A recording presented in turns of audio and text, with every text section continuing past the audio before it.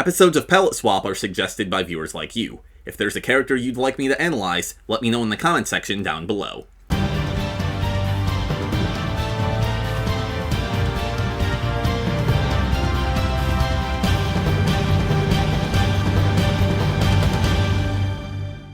Good morrow everyone, Silvershire here, and welcome back to Palette Swap, where I rank the costumes and character designs of your favorite fighting games. And by your favorite fighting games, I mean my favorite fighting games, and by my favorite fighting games, I mean Soulcalibur. Today, we're looking at the dude who impersonated Elvis a few hundred years before he was born, Maxi.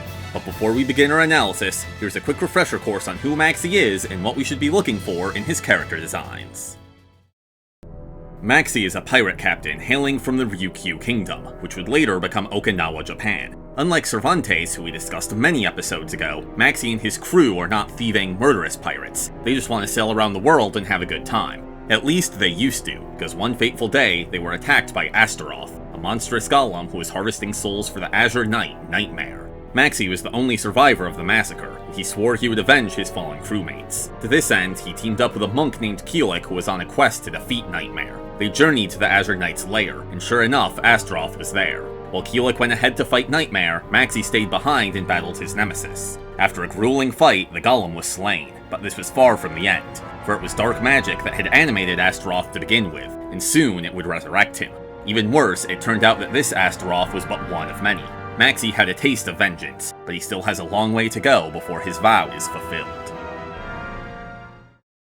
In terms of moveset and mannerisms, Maxi is an homage to Bruce Lee, but visually speaking, he's quite different. His signature floppy hair and sharp stylized eyebrows make him unique and recognizable regardless of his outfit. His Soulcalibur I 1P is a stylish look consisting of an open jacket, a patterned cloth belt, baggy pants, and cowboyish leather boots. This is all believably historical attire, but he's wearing it in a way that's reminiscent of modern fashion, which makes him seem young and cool. His exposed chest reflects his confident attitude and taps into the stereotypical kung fu aesthetic. The shoulders of his jacket depict what I initially thought were lions, which was sort of correct. Turns out they're based on shisa, which are guardian lion statues found in Okinawa. It's neat that the designers pulled from Maxi's specific culture instead of just Japan in general. However, a criticism I have of most of Maxi's designs is that he doesn't look much like a pirate, or a sailor in general. I mean, he shouldn't have a tricorn hat and an eye patch or anything like that, but some nautical theming would be nice. His color palette is mostly a flashy combination of white and gold. He has a few blue accents that give him a slight oceanic vibe. This costume deserves props for establishing Maxi's iconic design, but it's lacking in detail compared to later iterations. There's a whole lot of white with no patterns, decals, or accessories to break it up. 6 out of 10. His 2P is closer to what I would expect from a Bruce Lee homage. His blousey pants and slip-on shoes are the types typically worn for kung fu and other Chinese martial arts, and the sash around his waist is reminiscent of the one that Bruce Lee often wore. He also has a gold dragon on each leg, possibly referencing Bruce Lee's nickname Little Dragon. From the waist up, he looks less like a Hong Kong movie star and more like a samurai. He's wearing Sarashi bandages and some asymmetrical armor, which makes him look more battle-ready than his 1P. His arms could do with some more protection to match his torso, though. He's also wearing a scarf that's tied in the front. His palette is mostly green and gold, which are analogous colors. He has a few red accents to contrast against them.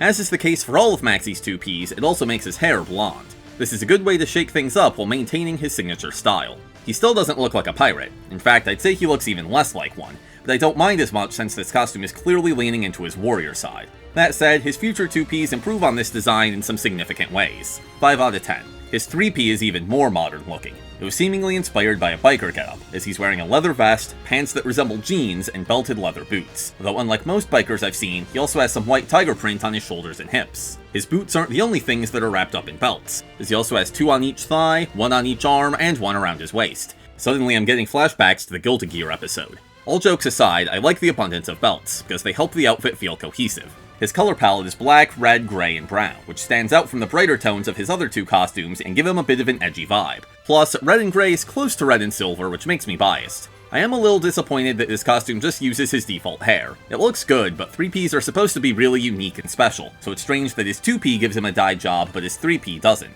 I'm also disappointed that future games never take another crack at this concept, because even though I don't love it, there are some cool elements here. 6 out of 10. The rest of this video is going to be pretty quick, because Maxi's costumes don't change much over time. His Soulcalibur II 1P is a bit fancier and slightly more armored. The design from his shoulders has been extended down to the rest of his jacket and a bit of his pants, and the shisa have been replaced by dragons. He's also sleeveless, which is something that will alternate in every future game. His color palette is basically the same, except he now has purple accents instead of blue.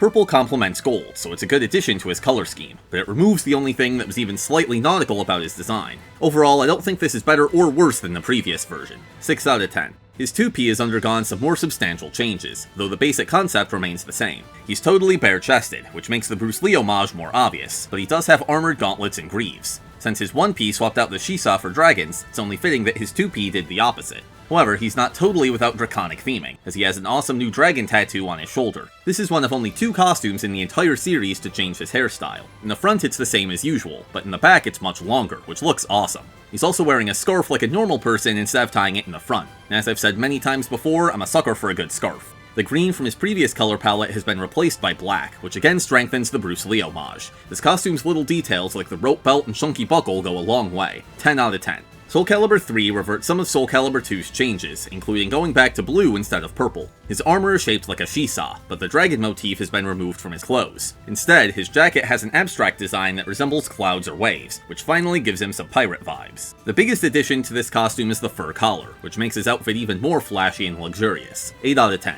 His 2P seems to have been raided from Helix's wardrobe. He's wearing an asymmetrical robe, and he's back to the dragon theme. I like the half-and-half color palette, but I think his scarf should have been red instead of black. As is, it's the same color as his top, so it doesn't stand out quite as much. 5 out of 10. Soulcalibur IV gives him his most unique 1P, which isn't saying a lot. He has a slimmer silhouette and no armor aside from a bracer on his right arm, but he does have lots of belted straps. He's also wearing chaps over his pants, matching the vaguely cowboyish nature of his boots. The Shisa motif is way less prominent, only appearing on the bottom of his pants, and his color palette is almost entirely monochromatic. This costume is very detailed, but it's also pretty bland. 4 out of 10. His 2P is nearly identical to his Soulcalibur II 2P. The only major differences are that he doesn't have long hair, which is a shame, and that he has a dragon on his pants instead of Shisa, which I'm neutral about. 9 out of 10.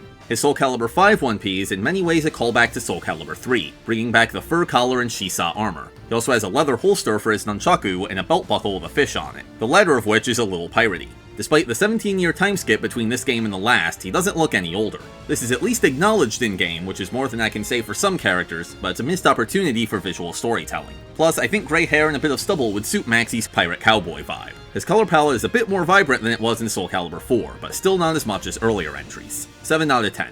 His 2P looks like something straight out of the Fire Nation. It utilizes both dragon and Shisa motifs as well as flames and chains, which would be an awesome band name by the way. The chains were an especially good choice for Maxi since they match the chains that hold his nunchaku together. This is an awesome outfit, but I'm disappointed by the lack of long hair and removal of his dragon tattoo. Also, the black of his usual color palette has been replaced by a desaturated brown, which isn't as striking. 7 out of 10. Soulcalibur VI is a reboot of the series, and as such, Maxi is wearing an updated version of his Soulcalibur I 1P. The most major change is to his waistcloth. It now has a complex black, teal, purple, gold, and white pattern, and it's surrounded by a leather belt with a Shisa buckle. His jacket also has longer tails in the back. 6 out of 10. Soulcalibur VI doesn't have any alternate costumes, but it does have alternate colors. Surprisingly, his color 2 isn't black and red. Instead, it's blue and orange, which forms a complementary color scheme. He still has blonde hair, but it's a really bright, saturated yellow, which doesn't look great. 5 out of 10. His color 3 is red and yellow with the same blonde hair. It hurts me to say this because red is my favorite color, but I think this is the worst option. This pale, almost salmony shade of red just isn't that appealing, especially when paired with bright yellow. 4 out of 10. Lastly, his color 4 is black and red with brown hair. It also changes his hairstyle to a messier version. This is his most subdued palette, and it gives him a bit of an edgy look. I personally prefer the flashiness of his default, but this is a solid alternative. 6 out of 10. And with that, we have ranked every single Maxi costume. The designers found something that works and stuck with it, which means he usually looks good, but it also means that none of his outfits are all that exciting after Soulcalibur II. But that's just my opinion, so what do you think? Let me know in the comment section down below if you agree or disagree with any of my rankings. Also, let me know which character you'd like to see next. For episode 35, we'll be discussing Jury from Street Fighter, as requested by Zane Mitchell. In the meantime, thank you so much for watching, I hope you enjoyed, and until next time, I bid thee farewell.